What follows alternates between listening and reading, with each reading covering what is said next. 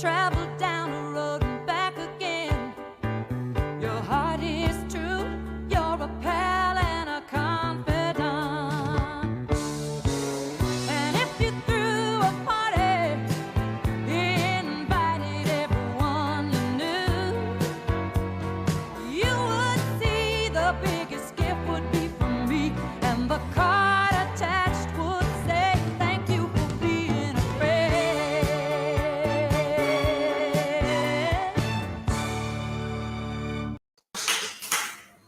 Wow. What an intro. Disavow. Love the Golden Girls. That's because you have a thing for Estelle Getty, George. He was my favorite character. Was that, what was the name? Babs? No. Sophia. Sophia. Where am I getting Babs from? There was no Babs on the show. I don't know. How are you, George and Leroy? I'm great.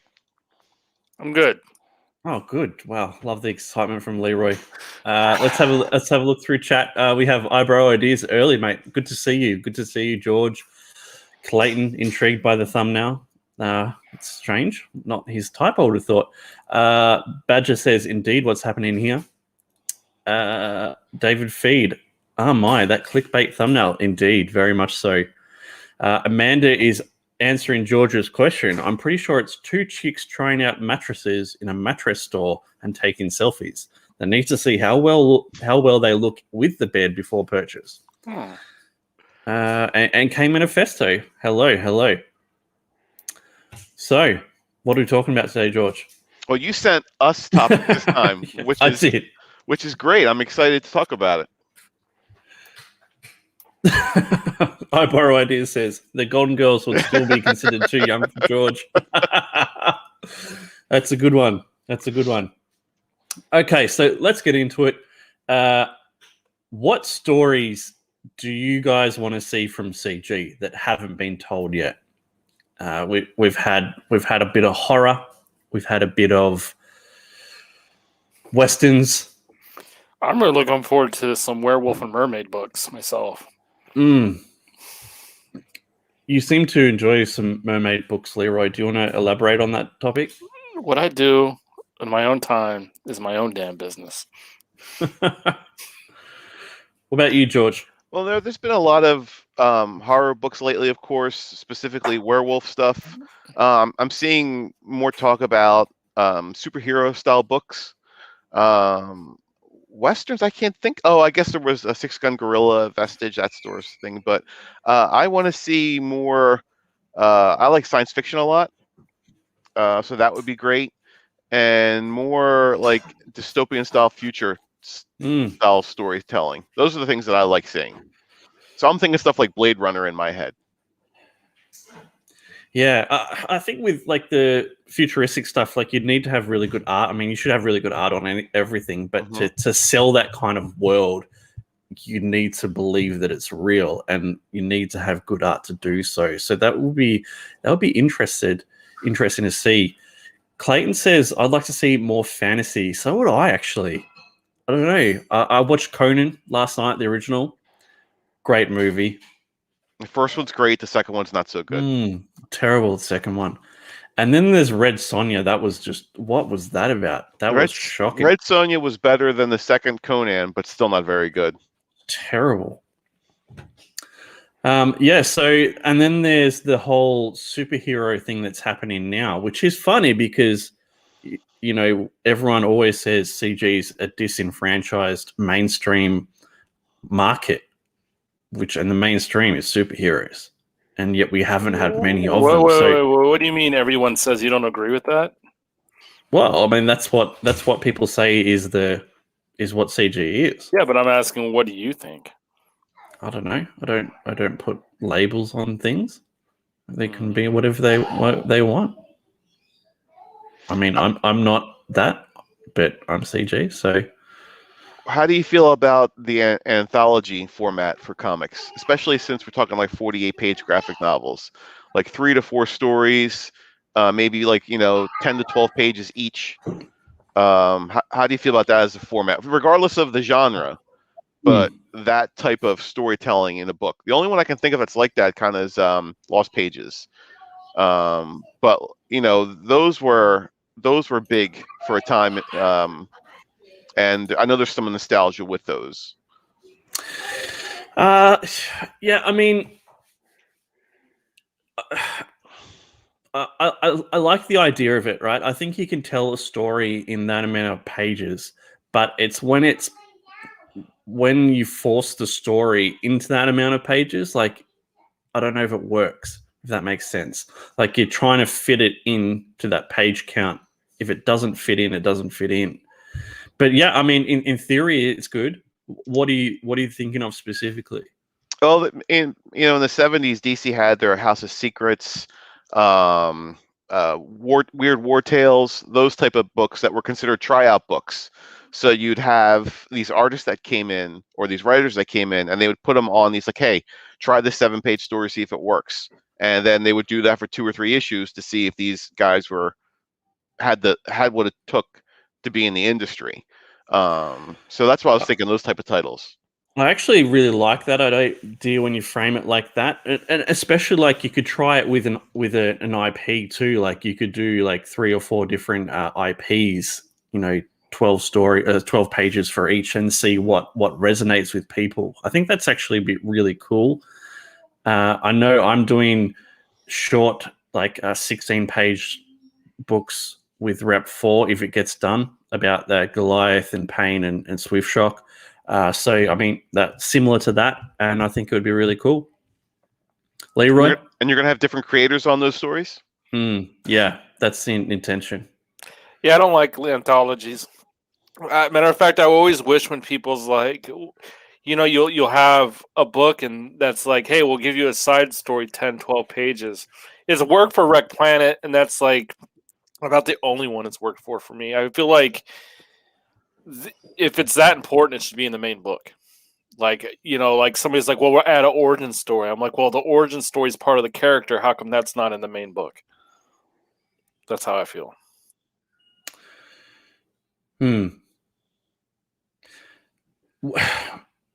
With fantasy, George, is kind of going back to the previous one, but with fantasy, is there a market for it?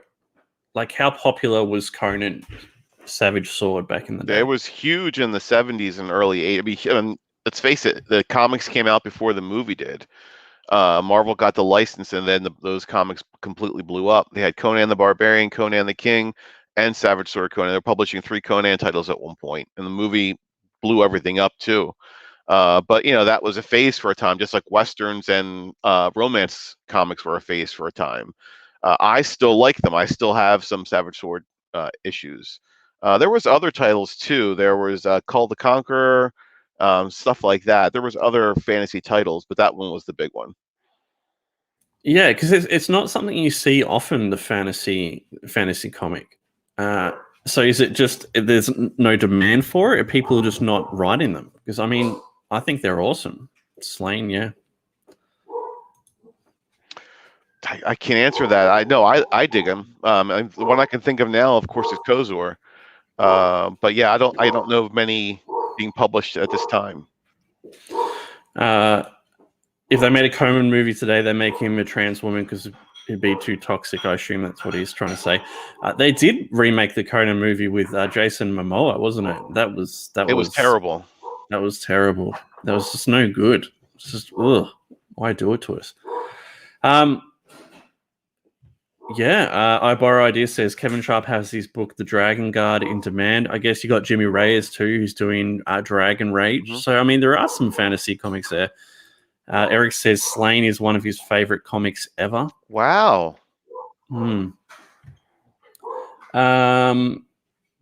ups with creators. Is that something you'd be more interested in seeing?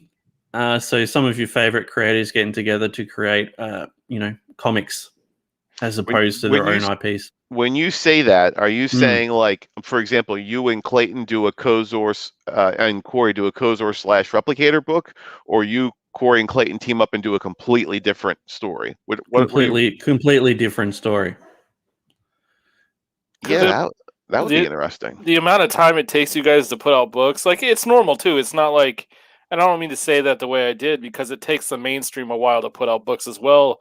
I don't know if you have the time there.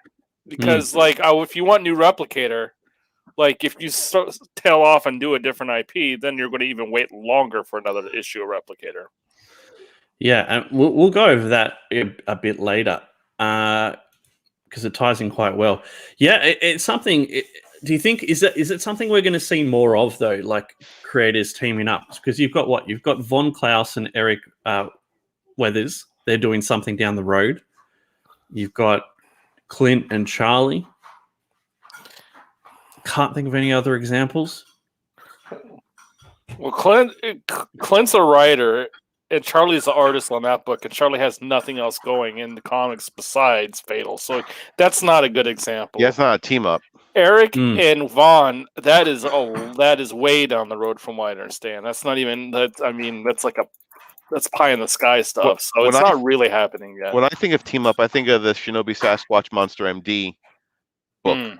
That's what I think. That's my opinion of a team up type of a book. That's so like a team up in the same world with the characters from each IP type thing. Interesting. Would you want to see that though?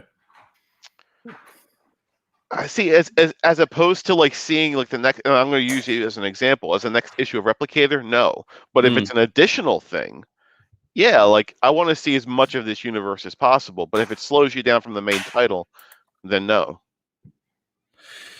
It seems like something to me that breaks immersion. Like when you, I mean, so Shinobi in Monster MD, that kind of works because he's in a monster doctor. Shinobi's a monster. But unless the IPs line up very well, it's going to be hard for it to make sense. And this brings me on to the next point, which is creators switching IPs. How often should they do it? How many of the same title should they put out before they switch to the next IP? What are your thoughts on that, George? I don't think there's a specific number. I don't. To me, it doesn't matter at all. Like in your case, you've been doing Replicator back and back, and then for Shane Davis, I think he said he's going to alternate between Starlight Cats and Project Rex. And either way, to me, is fine. What do you think, Leroy? I think the only example we have of this right now is Zach, and it's not going well for him. So I don't know how I feel. Like it depends on if a creator can get a book out every 6 months or not. Because you start losing interest after about a year. You said that, so you said about that, George, yourself. Mm-hmm. So if you start waiting a year and a half between titles, that's too long. So if you can get a book out every 6 months, it might work. But even then, like the only example we have is Zach right now, and it's just not a good example. It's an interesting one because I can't think of anyone apart from Shane who's going to go from Starlight Cats straight into a different IP, which is interesting because obviously he likes both of them and went with Starlight Cats first. But Starlight Cats, like I'd say, that was a pretty big success. Yeah, huge. I like George. I didn't hear what you said. I like Eric McIntyre's comment there. Graham has an interesting method. Each campaign is a new IP but connect to the universe. So he's putting out a new title each like 6 to 8 months, but they're all in the same shared universe. So he has his first 4 stories all planned out. You know, he already funded one and fulfilled it. He's on the second one right now, and he's got his next 2. He announced the titles. I can't remember what they are. I don't know if he's going to have one all-encompassing story after that, but they all take place in the same universe. Yeah, because I think Bancroft says it, like a lot of people don't realize what they have. Like when you catch a lightning in a bottle, you got to keep a hold of that. And I think he was referring. I'm not going to say who I think he was referring to, but if you've got something good, don't let it go, and keep working on that and putting books out on that title. And switching IPs is risky. It's a risky proposition. Like I know Von Klaus is not doing Monster MD 2 next. He's doing something else. And Monster MD was a runaway freight train. You're in a different position though, where you're the writer. You could potentially be writing Replicator and then writing a separate IP and having two different project teams working on it, couldn't you? Yeah, for sure. And I think that's a massive issue for like some of the artist creators. Like, you know, getting their first book is a lot easier to do for them because they've got that skill set. They can do that at their own pace and own time. But then when they have to start hitting a schedule and hitting, you know, getting a certain amount of books out, it becomes a lot tougher. They hit this bottleneck, right? And then the other way for me, like it's harder at the start because I've got to pay for all this art up front, but then I can hire out and it becomes easier for me. So I think that's an interesting point. Well, you're asking us these questions, but what's your answer? What do you think is, how many issues can you do before you change IPs, kind of a thing? Oh, well, I mean, I can only speak for me, but I'd probably go 4. Honestly, I think 4 is a good number. I mean, you could even break it down into pages. Like you probably do 100 pages and then switch IPs. But yeah, it's just when you've got something that's so successful, switching to another IP is a risky proposition. Yeah, George does that to me. He's good. He's good, George. So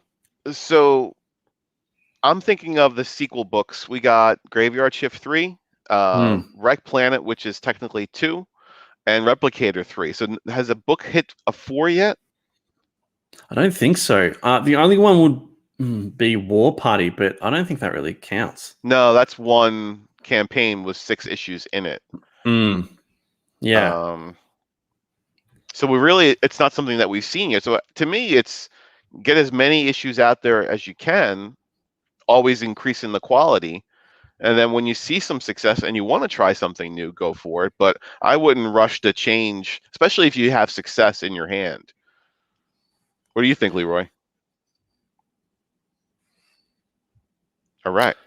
Leroy's killing it today.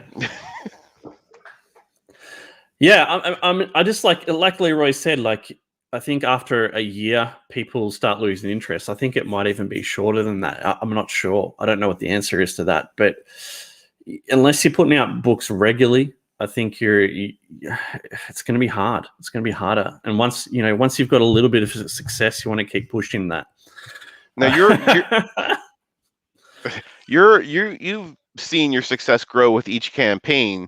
Do you have a desire to switch? Do you want to go for this new Star X one, or you want to keep on going with Replicator?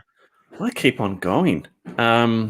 Like Star X is there. It's like it's nearly written. I'd say it's 90% done. 48 pages, 90% done.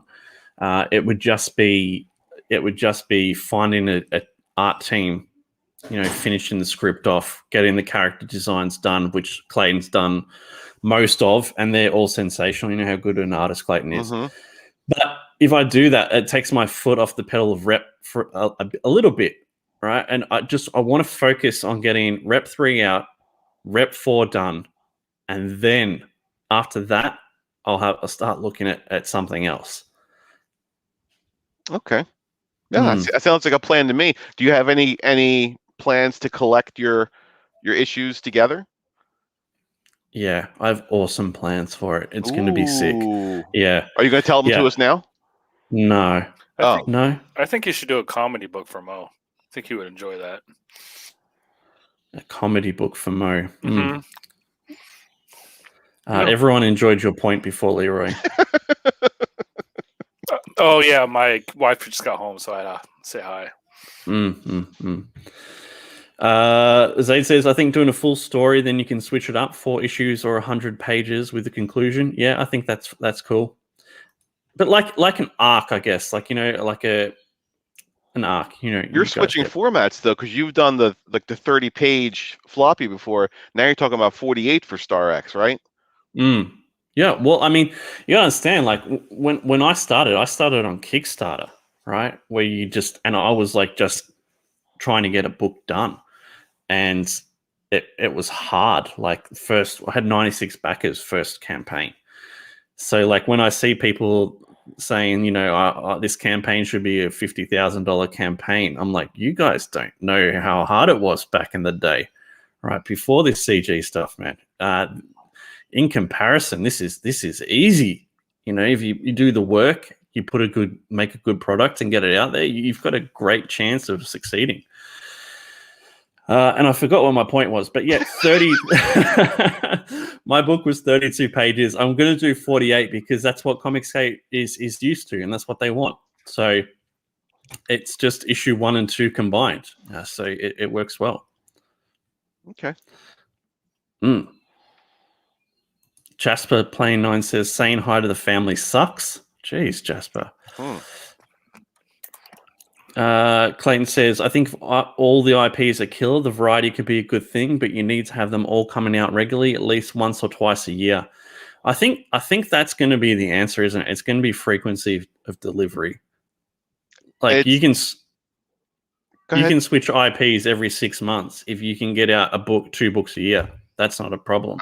I think it's important to know, is this an ongoing series, a mini series, a maxi series, or is it like a one shot? Like back to Graham Nolan's example, even though it's a shared universe, each story is self-contained. So is Star X just the first of several ongoing parts? Because that's what Replicator is. So we want to see that come out faster and faster. Like I don't want to see these cliffhangers and have to wait 6 to 9 months. So like, how's it going to work? Like these are things that we need to know. Are you going to tell us now?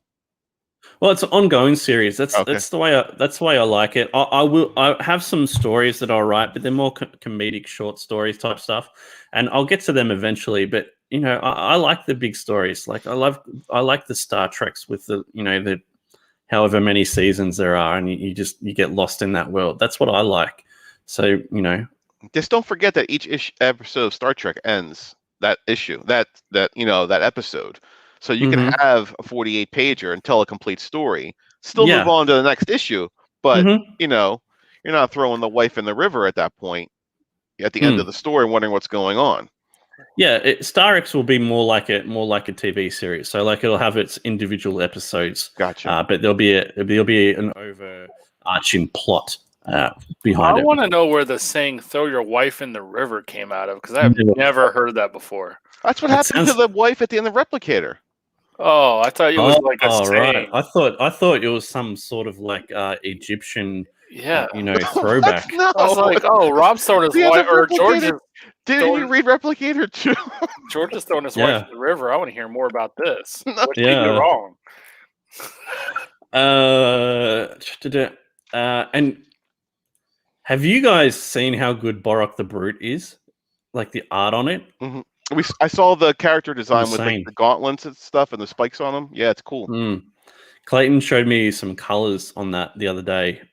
Ridiculous. The name doesn't roll off the tongue, though. Mate, I said this to him the other day. I said, I don't really like Borok the Brute as a title. And he goes, what? Everyone likes it. I'm like, do they? Or do you just think everyone likes it? And he goes, oh, come up with some better names then. And I'm like, well, mate, it's no Conan. It's no Slane. It's no Krull. Oh, not Krull. Krull. No. That's a terrible movie. Jeez. George created a new saying. That was the end of crowd. That was the end of the issue. I might go That's throw a saying from George was in the Salem during the witch trials. No. I might go throw my wife in the river after this stream. Sounds like that's fun. not funny. No. Mobig says things got really awkward after that when George forgot his wife knows how to swim. Oh, Chris Cranham. Borok is a great name. It sounds very athletic and badass. I'm glad someone likes it. Speaking of names, Rob, did you settle on your name for your mech? No, I still don't have a good name for that mech, which is frustrating. Will Replicator be wrapped up on a webtoon? No, I'm not Michael Bancroft.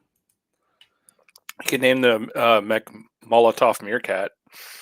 That's a great idea, Leroy.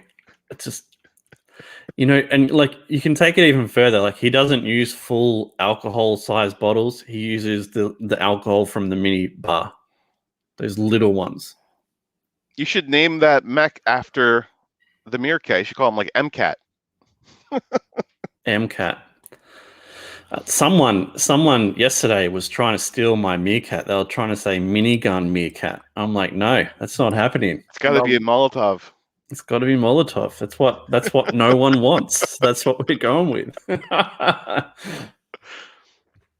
Yeah. So I mean, I think we're all pretty much in agreement there. Like, just as long as the books come out somewhat frequently, one or two a year, then you can probably switch IPs pretty comfortably. For me, I want to stick on mine for a little bit, and that's fine. You do you.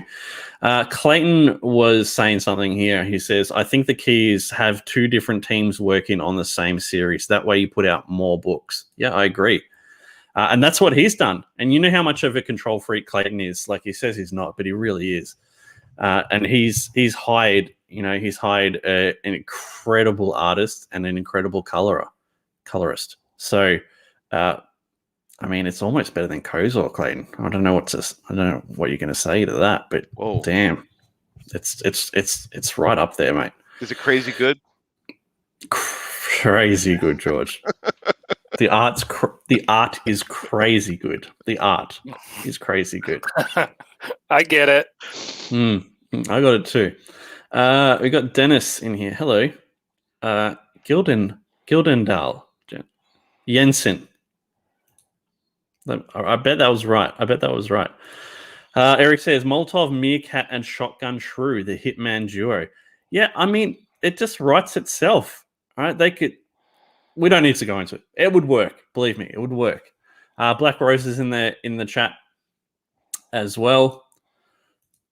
Crackhead saying just heresy. Molotov Muskrat. It's actually a better idea than Meerkat.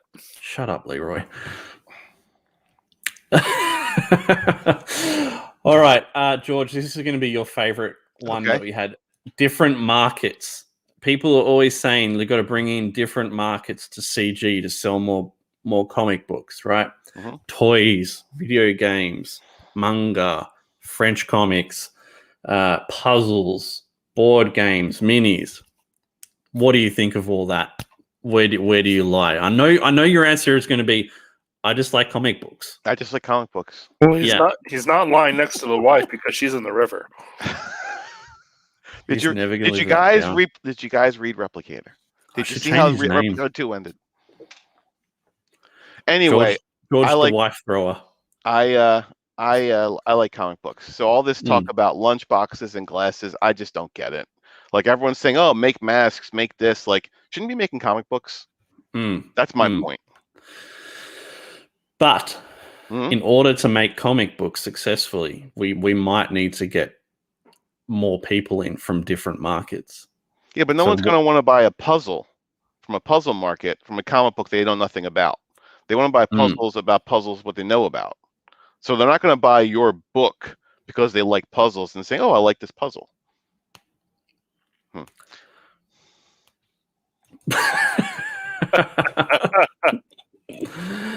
All for manga. Minis a close second. Yeah, I mean, but you're gonna buy a puzzle. If Bancroft makes a puzzle, you'll buy it. I'm a comic book fan that likes puzzles. You're trying to attract the puzzle market to buy your comic book. It's a completely different thing.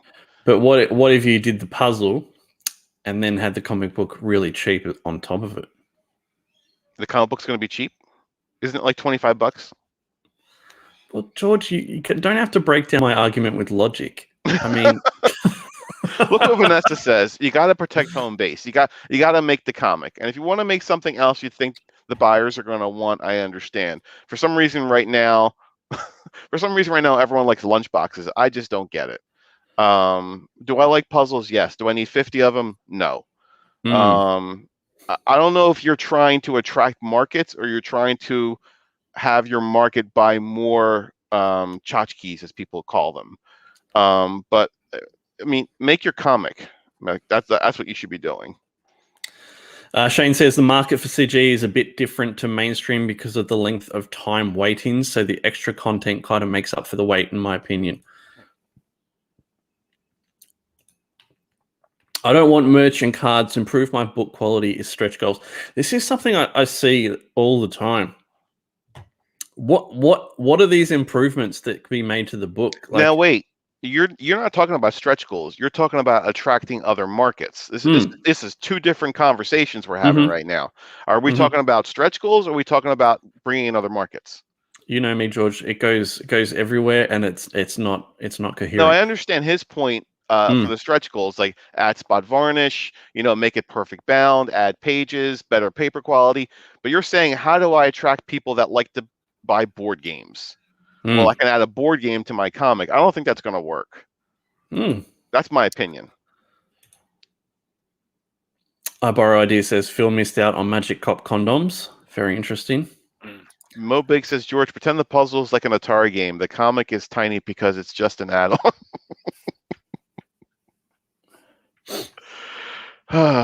Oh, this is a good one. Of course, George loves puzzles. He was the first man to go against the Minotaur in the labyrinth. Good, Badger. Finally, a good one, mate. Well done. It doesn't work for everyone. Don't know what Jimmy is referring to there. Oh, George barely escaped. He distracted the Minotaur by throwing his wife in the river. Take me to the river. Did you guys read Replicator 2? What do we read? Replicator 2. I like comics. Full covers, better prints, actual stickers and posters are great in my opinion. Tear down DC and Marvel walls and replace with CG arts. You tried doing the cover enhancements. It didn't work, right? Yeah, but that's a my printer issue. Like, that's an Australian printer issue. They don't have the print set up to do those kind of things to that level. But you can get it done. Like Bancroft, to get his spot UV on the Lucent, is printing with Maxim or Mixim or whatever you want to call them, UK, because Mixim Australia doesn't have it. It's really strange. But yeah, you'd have to print overseas. Look at what Eric McIntyre wrote. Oh, 1 out of 100 puzzle aficionados is an extra one. That's a great point, Jim. I want more comics, Ashcan spin-off stories, origin stories, what ifs with sketches and add-ons. Yeah. Yeah, so that's the stuff that I want to see too. But your question is, how do I attract a new market, right? Like, yeah. why don't you sell aprons to attract the chefs? It doesn't make sense. Like, to me, it's you're trying to capture something that's just not going to happen. You want more people to buy your books, but you're trying to sell them something that's not a book to get them attracted to your book. It doesn't make sense to me. But there's crossover, right? It's like the whole creativity crossover. Like, you paint minis, you tend to like, creative things. You might like comic books. Jim Cox says it better than I ever could. There are people that don't know they like comics. I agree. Chris Craddock says Replicator aprons would be epic. I definitely like the toy idea. I collect a lot of action figures. If a CG artist makes a quality toy, it could break out into the toy collector market. Yeah, and I mean, Eric says this again, which I already read. He wants Ashcan spin-off stories. And that's the thing. To make those, you need to make more money. And to make more money, you need to get more backers, and you need to find more backers. So you need to find different markets, I think. You disagree, George? Yes. Yeah, you want to make toys? Is that what you're telling me you want to make? Me? Yeah, I'm asking you specifically. Have you had this long driving passion to make toys? Long driving? No. But I do like action figures. I'd love to see a ghost action figure like Professor Murph has done. I think that would be sick. I would really like that. But no, my passion is making comic books. That's what I want to do. But all these other things are cool. Like, they're awesome. I think they're interesting. I think that's going to be a ways away to me. Like, Spider-Man didn't make toys when Spider-Man #3 came out. Right? Like, you didn't see toys of Superman. Well, there you go. If that's what you want to do, Rob, it's going to be a ton of work. And it will slow you down from your book. And I thought you had a story that you were trying to get out. I mean, I could be wrong, but it won't slow me down from my book. It'll because I'll hire that out. But I get what your point is. I get what your point. I do too, Phil. I love ash cans. I do too, Phil. The real ash cans are small black and white books. So that kind of touches back on what George was saying at the beginning of the show, that we do like shorter, like 8 to 12 page, origin stories or whatever you want to call them, anthologies, or just mini comics with different characters, different IPs. That might be the way to go. I don't think so. Yeah, when I say anthology, I mean like you produce a comic book that's a 48 pager and it's got like 4 different 12-page stories in it that are completely unrelated, not 4 stories related into the Replicator universe. That's what I think of as an anthology.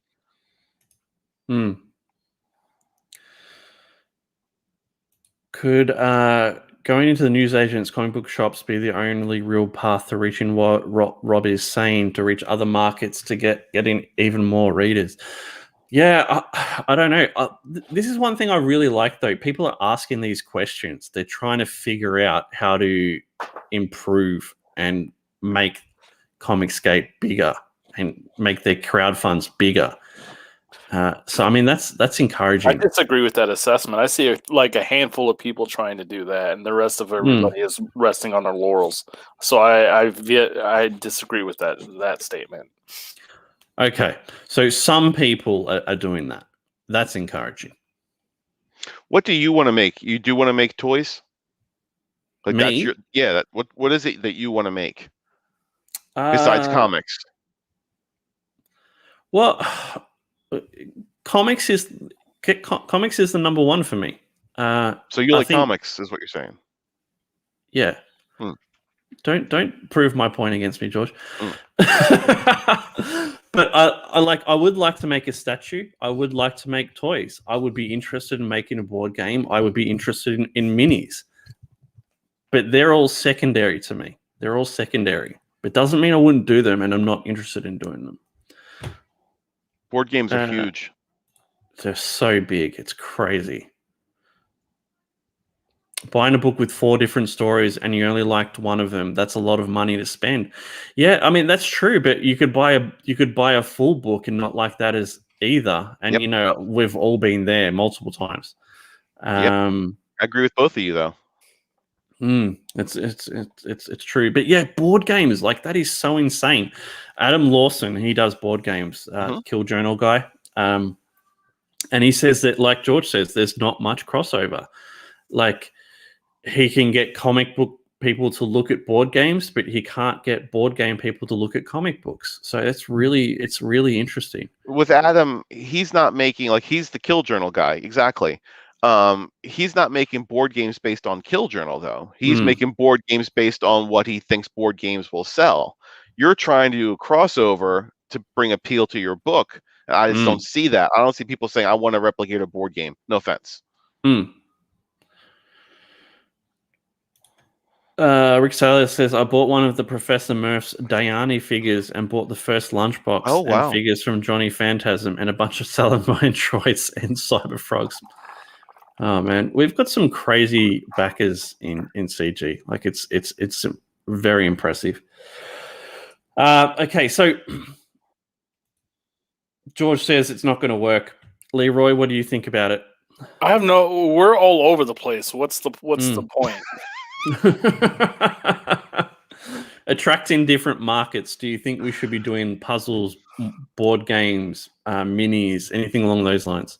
Well, I mean, the people that are growing their audience, and there's only a few of them, are reaching out and talking about pulp culture stuff. That seems to work. Now, they're straddling a line where they do pulp culture stuff, but when they live stream, it's very CG centric. So, like, they've seen find a way of success right there, and I think more people should probably be talking about Amber Heard and videos. And I know, but when they do a live stream, it's all about comic books and whatever. So that seems to be working. Shane Davis, as an example, is growing his channel doing that and probably attracting people from outside of Comicsgate. Why? Because I see a lot of new people in his channel. So that seems to be, that's how Ethan does it. It's, I think Jason Black says, if you want to have the Ethan results, you need to do what Ethan's doing. So, and Shane's kind of taken that to heart, I think. Not from Jason, but has learned that lesson. But that seems to be one proven method. Do I think that somebody playing a board game is going to come by Replicator? No, I agree with Adam on his point. But it's proven that it can be done. I guess that's what I'm saying. You've looked into making figures. You talked about Legos at one point. Are they remember Leroy, those old army men when we were kids, like the little plastic figures? You were a kid in 1830, and I was a kid in 1990 and 1980s. So no. Did you have those where you were the little army men? I played with the little stands on them, and yeah, they were one piece. They were completely immovable. Like, what about something like that? Is that something possible? Yeah, but why? Well, why are you doing any of this stuff? I thought you said you wanted to attract markets. What's that market that you'd be attracting? Toy Soldier fans? I don't know. Like you're trying to attract puzzle aficionados. Yeah. What George is really going towards is he wants Replicator marbles and jacks. Oh, George, what do you think? No, I don't want any of this stuff. But I'm trying to help you out. So, I want the next issue of Replicator. That's what I want.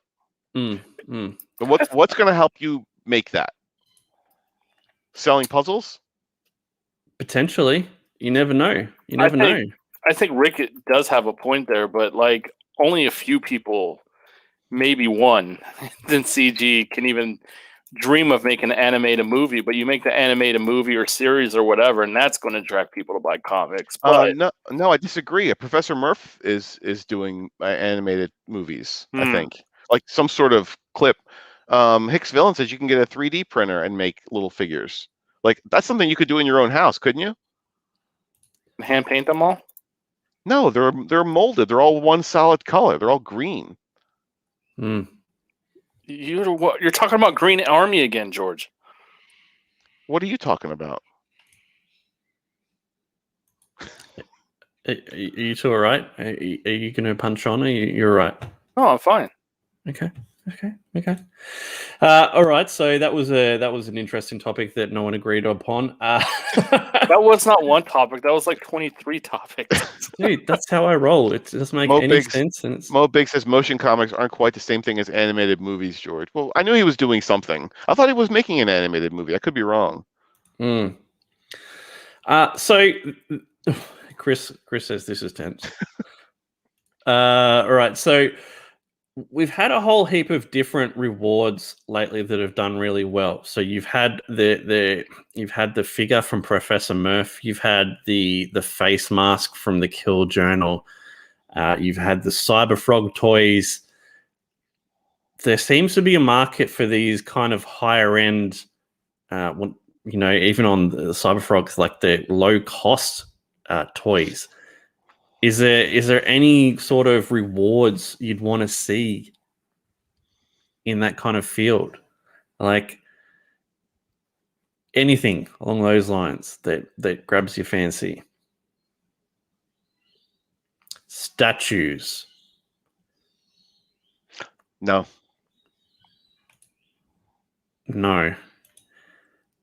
Comicscape thongs. Badger, what are you talking about? Zaid says, I'm working on a radio type drama show like The Shadow. That'd be kind of cool. George would like that. Yeah. What the heck? It's got to be on ham radio, though, Phil. Can't be on normal radio. It has to be on ham radio. CG needs to advertise. I totally agree with you, Eric. And I don't think we do that at all. I don't know if anyone that does that. I do not think switching up the product will attract people. I think advertising will. I think you're right, mate. Ghosts weapons. Would you want a 3D printed ghost sword, George? Yeah, good luck shipping that to the United States. A 3D printed cybernetic gauntlet, George. No. You know what I like? Comics. Yes. Oh, hey, Mandy. At my mum's, want to show my dude Rob some support. Love you all. Have a great show. Thank you. A MOBA or fighting game with CG characters would be awesome. Someone tried it. It didn't work. Like a video game? Is that what that means? Yes, George. Yeah. Mm-hmm. Thanks, Rick. Been trying to get a team together to work on a fighting game too. Yeah, I think if someone's going to do a fighting game, sensational, but it's got to be like Double Dragon or Street Fighter. Like it can't be this ginormous game. Like ask Leroy about crowdfunding video games because he knows about that topic. Yeah, no, it's you think we have trouble? We get a bad rap for behind and fulfilling and whatever. Boy, oh boy, crowdfunding video games, it's probably worse. Yeah, I mean, some really great games have come out of crowdfunding though, Leroy. Like what? Divinity, Original Sin 1 and 2. That's all I can think of off the top of my head. But there's been a yeah, that's a lot of games, Rob. George, can you pass me the Tums, please? Yeah. Kill Journal did advertising. Someone said Jimmy ran Facebook ads. But yeah, I don't think many people do, and I think that is probably maybe the best way. I don't know. I think the best way to advertise is to make your book great and have the fans talk about it and spread the word. Yep. It's hard to disagree. More have been burned on backing games. Yeah. I'd be interested to see, like, back on the board games, like how often they fund and how often they deliver, like if they actually run into problems. I don't think ads translates well to sales. Yeah, and this is the thing that Adam Lawson was saying. It doesn't have to translate to sales straight away. Like, it's more people seeing it and then becoming aware of it. And then eventually they may jump on board. But you're not going to see a direct impact all the time. The problem with crowdfunding video games is if they don't finish, you've lost all your money. It's definitely risky. Hang on one sec. Yeah, same thing can go for comic books too. I mean, we've seen that happen, unfortunately. I just think with comic books, you have the control in your hands, and with stuff like video games and all that, you really don't. Do you disagree, Leroy? Well, I mean, I keep thinking we go back to this place where we're talking about all these things we can do, and I think the first thing we need to start doing is getting books out, like in a reasonable amount of time, and that needs to be priority number one. And we can sit here and talk about video games and animated movies and action figures and whatever else, but let's get a book out every 6 months and then go from there. Yeah, like I compare it all to Spider-Man, Batman, those things. Like, you weren't seeing Spider-Man animated movies after the third issue of Spider-Man. Like, let's get these books out. Like, grow your audience.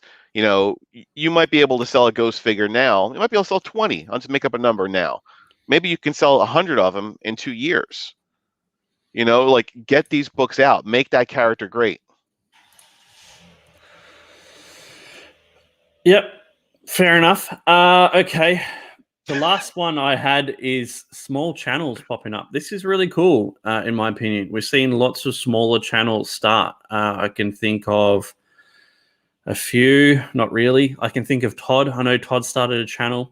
I know there's a lot of other creators that have channels now and they're trying to build them up. And I think that's awesome to see.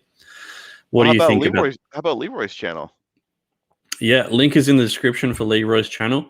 So make sure you hit the link and subscribe to it.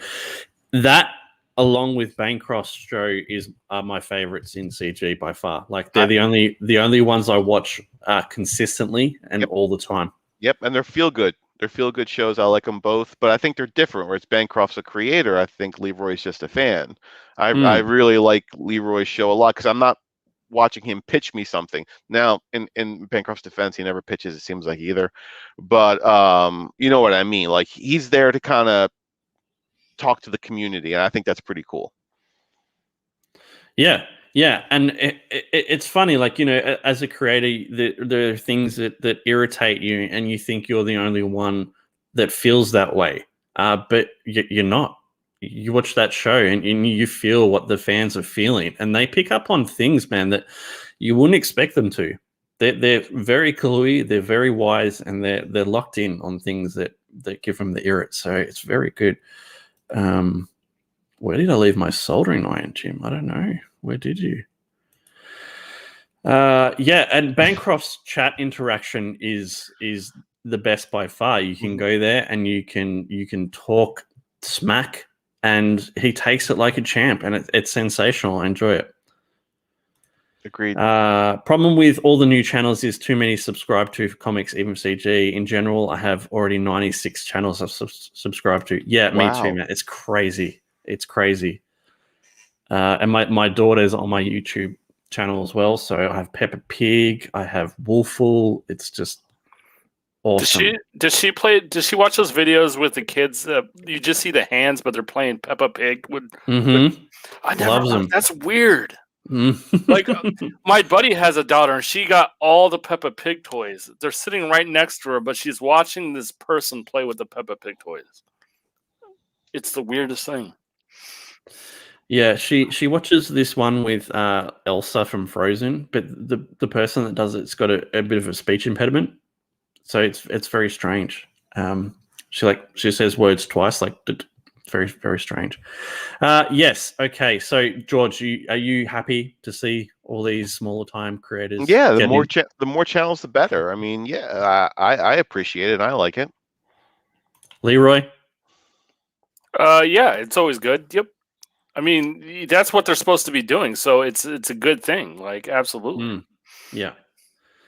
I'm pretty sure Crackhead is going to have a channel soon. He keeps talking about it. I've yet to see anything happen though, Crackhead. Bro, he does. He makes clips. He's making clips of like, well, especially like Shane Davis acting like an ass. Like he's got all those clips on his channel. It's pretty funny. Speaking of small channels, Black Rose Comics. Yeah, you can chuck a link in there if someone's got a mod. You feel free to link all these channels in chat. That would be cool. Okay, that is pretty much all I had for the week. George, what have you got for us? No, I liked your topics. I thought we would stick with them. Talking about what your plans are for future campaigns and add-on tiers. What are you thinking? Like, I know for Replicator 4, you're thinking a book and then potentially a second book that goes with it. What are you thinking in your head? Like, I want to offer this, like whether it be something new as a stretch goal or something new as a tier. Like, what are you toying with? It's hard to say because those other stories, they're all written, they're all done. It's finding an art team now. And like I said, we're working on Rep 4 right now. So once 3 is delivered, we can go on Rep 4 whenever we want, most likely, because it's gonna we're 6 pages in already, and the pages look sensational. They look so good. Have you seen them? Yeah, you're not answering my question. I'm talking about something besides the comics. Like you were talking about. What am I thinking? Yeah, like new tiers or new stretch goals that weren't prints. Anything? Has anything crossed your mind yet? Not really. I mean, I like what Murph's done with the shipping and adding on the secret perk links during the campaign. I think that is something I will do and plan out so I can make it happen, the right way. But in terms of new things to add on for stretch goals, I'm thinking trading cards, or Leroy's going to kill me if I don't have them, Leroy. I mean, just something other than a print would be nice every now and again. George has brought up some really good ideas. It's just making them work is going to be difficult. Like the binder that holds, Replicator art that George has got that has like a Replicator insert on it and that kind of thing. I think that would be really cool. What about you, George? What should I have? I like the idea of cross-promoting your other issues with ash cans. I know Eric's talked about it, Crackhead's talked about it, but if you're gonna do Replicator 4, and then you're gonna move to something else, and you could have a couple of pages in it, you won't have to have, like, if it's a 12-page ash can, 12 pages of art. You could do 2 pages of concepts. You could do 2 pages of character designs. You could do 2 pages of art. Oh no, not patches. You sure? And then like 2 pages of just like an interview with you. Like, hey, this is what my idea was, the genesis of this story, this is how long I've been working on it. So really you could get it to work with just 2 pages of art. You really could. So I like the idea of cross promoting and adding in an ash can. Yeah, yeah, that's a good idea. I could definitely do something like that. I could even get a couple of covers or a cover made. And Eric says it doesn't even have to be a stretch goal. It could be like an added tier. Like I've seen, like Black Flag has a tier where you can get the ash can. Shane Davis has the making of book. But Chris Cranham also liked the apron idea. Just want to make sure you mention. So is that something you'd be interested in, George, the apron? No. You sure? But you might want to get the apron crowd to buy the Replicator book. Oh my gosh, you're not going to let that go, are you?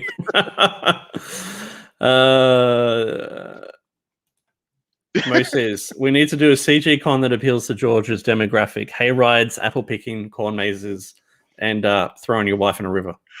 Oh my gosh. To the river. It was at the end of the issue. That's how the story ended. Throw me in the water. Oh my God.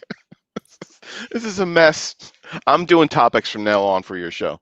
Beautiful. That would make it so much easier for me. Ashcan sounds interesting as a stretch goal, but as something that you have to pay for and the cost of as the same as the comic. No. Yes, I hear you. Adam Lawson, we're talking about you earlier. That's all I'll say about that. Yes. Yes, George. I don't know what I will do. Ash can sound like a great idea. Sneak peek for Star X sounds like a great idea. What about you, Leroy? I mean, here's the thing. You're pretty good when it comes to, as a creator in Comicsgate, is getting books out, doing what you're supposed to do. Like we give you a hard time and we bust your ass because you tell these lame jokes all the time. And it's true. They're lame. They're great. But you're a hell of a creator within this community. So, I know you're looking to improve or whatever. I just keep doing what you're doing, man. Like, thanks. Yeah. I appreciate that. I do. I really do appreciate that. Yeah. I'm thinking of something like that, Rick. You could add on a set of like 12 cards. What I'd probably want to do is do 9-card grid in a plastic pocket that make up a big picture like they did with the old X-Men ones. I know George hates X-Men, but he can at least appreciate that those cards were good. Yeah. Yes. George likes X-Men. You heard it here first.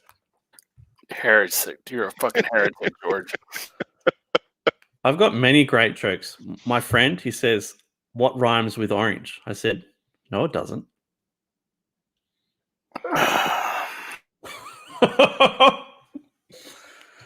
Right. That was great. That was fantastic. Thank you for being a friend. What the heck? Oh, Rob's lost the plot. A replicator toy would be cool though. Rob's best joke is you shit. Okay. Right. George, did you like it when I said the swear words to the people yesterday? No, don't like that, do you, George? Ruined the whole stream. Oh my gosh, what is worse about Rob's jokes? The content or the delivery? Everything. That's a good joke if you're very drunk. Well, I showed up at an awkward time. Yes, you did. The telling thing about that was the pause that you waited for everybody just to crack up at that joke. And it was never going to happen. A great joke. I mean, maybe it's a great joke. I don't know. All right, let's wrap it up because I've run out of steam and things to say, and George is about to eat all his Tums. So please hit like, chat. As hard as it might be. Please hit like. And as we say here, go back something. It doesn't have to be Replicator, but if it is, great. But go back something today. George, any final words? Have a great day, everyone. Mo says Rob Lids needs a love. I really do. I really do. Leroy? I got nothing, man. Cool. All right. Thanks, guys. Have a good one. Bye.